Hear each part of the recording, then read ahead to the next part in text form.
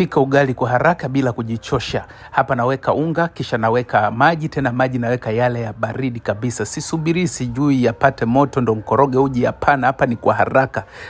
Sasa mimi napika ule ugali wa Kisukuma. Yaani sina vipimo maalum hapo, naweka tu unga, naweka na maji, nazungusha pale, kisha napata ule ugali wa Kisukuma. Kila kitu kinatoka kikiwa kimeiva vizuri. Kwa mfano ugali wangu hapa umetoka ukiwa umeiva. Huu ugali ni mzito wa Kisukuma. Unaweka tonge halinasi kwenye ngozi na ugali unakuwa umeiva vizuri kabisa. Hautajazia mikono yako ukawa kama bouncer.